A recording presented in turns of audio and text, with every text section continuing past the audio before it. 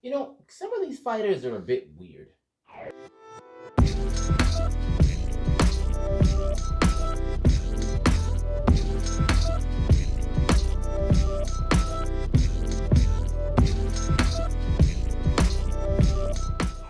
what's up, fight nerds? This is your boy Gashawn. I want to welcome you to Into the Nerd. Today, I just want to talk to you about like the weird mentality that I see that kind of runs rampant with a lot of fighters. Not all of them, but a lot of fighters do this. It's kind of weird.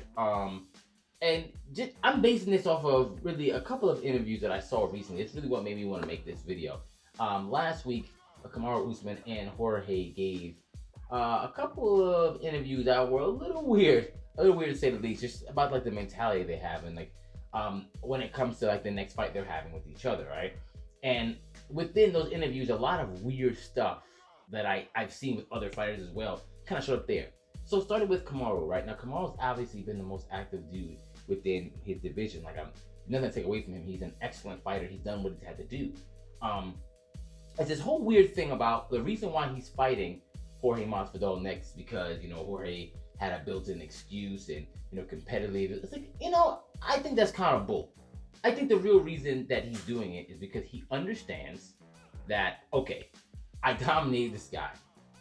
It's most likely going to happen this way again, and I made a lot more money than I would. I would rather make twice the money with half the challenge versus more challenge with Colby and half the money, which is pretty much what this would be. Because he said something before where he was like, he dominated Colby. Clearly, if anyone watched that, meant that wasn't a domination. That was pretty close. If he hadn't finished him, it might have been a lot closer than like. Some people might have even gave it to Colby if he hadn't finished him, right? Because Colby was definitely had like the higher volume, right? Even with the broken jaw. But obviously, he manhandled Jorge Masvidal, and they both were last minute. He did what he was supposed to do. So I'm like, he keeps saying, his mind is so tough, but it's like, you would think after doing that to a person when you guys both had the same parameters, you could just move on. But I understand if it's for the money, but you just can't say it's because of competition, because you ran over him. Like, you steamrolled him pretty much by doing what it is you do. He couldn't stop you from doing it. And then a subsequent interview with Jorge Masvidal, when he speaks about, it was last minute. It was last minute for KAMARU as well, so those are the same parameters. However, when it comes to the weight cut, I get it was different. But you accepted the fight.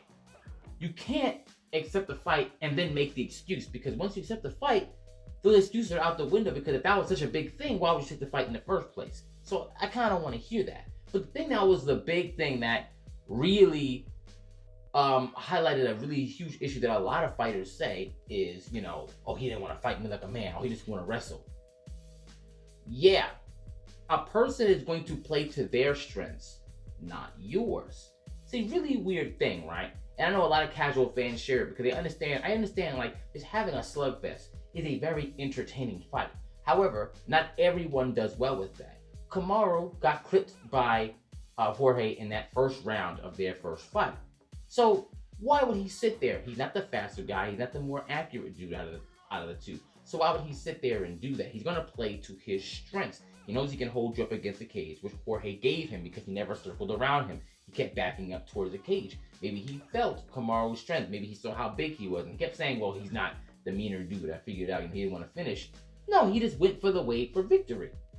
His version, like what he needed to do for victory. It was your job to stop him from doing that. It's such a weird thing. It's like, why didn't he play my gameplay? Why didn't he stand up with me? Because he might have lost. That seems rather simple, but a lot of people do this, and a lot of casual fans also have this same thing too. Like when you had ADESANYA and ROMERO, and they were like, why didn't he just stand in ROMERO? Because he got clipped 2 times in there and was like, I don't want to feel this again, so I need to be a little bit more surgical. I understand. Would you tell a wrestler, like, would you say, if you're not a wrestler, would you go down there and grapple with someone who is? You know what, man? I know I'm a better striker than you, but I'm gonna play your game. I know a lot of competitors like that, right? They go like, it's competitive. If I can show you, I can do. But you want to use, it's one thing if you want to use another part of your game to supplement yours. Like you want to use your grappling to keep it standing up on the feet so the striking can go. Or you want to use some of your striking to supplement your grappling, i.e. could be even a whole bunch of other guys. Because obviously it could be, use him, he's not a striker. Right? We know he's not a striker. But his jab got a little better. He was still working on it, but he was still, you knew he was going to shoot over and over and over again. And you couldn't stop him, so it made somebody like him terrified. He never deviated away from the game plan.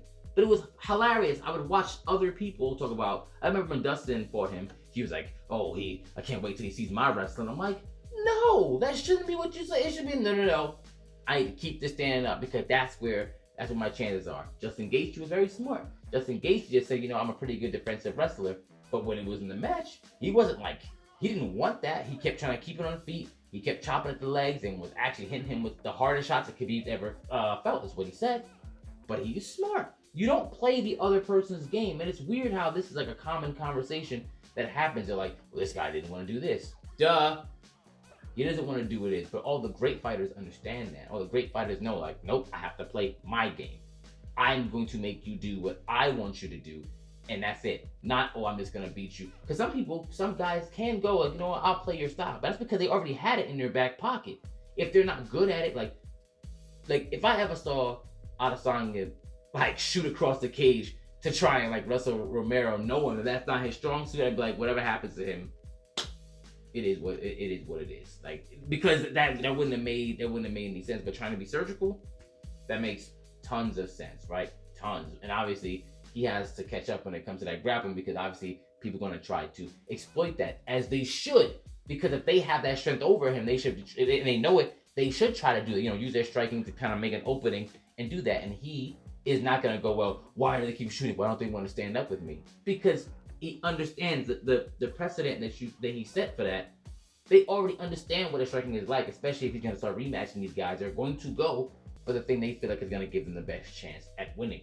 So yeah, that's it. That's really a very confusing thing to me that a lot of these fighters do. And then they'll try to, like, malign the other fighter for doing what they do best, instead of you stopping them from doing that thing.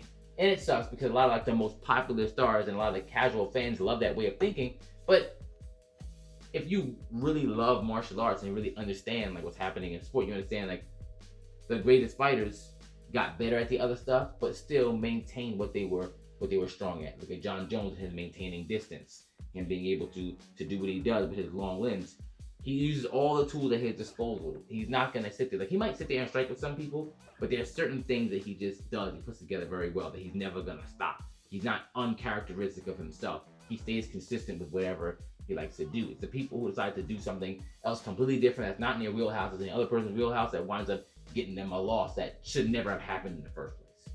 And yeah, that's really what I gotta think about. Let me know if you're like, hey man, like, I like it when someone goes outside their comfort zone, and they, you just like boring, what do they call it? Like the crotch sniffers, is that what Jorge says? Or if you're like, man, I like technique, no matter where it comes from, striking, grappling, whatever. I just want to see the best fights possible and see these guys put on their best performance ever. And that's how I am. So yeah, let me know, like in the comments, and don't forget to enter the nerd.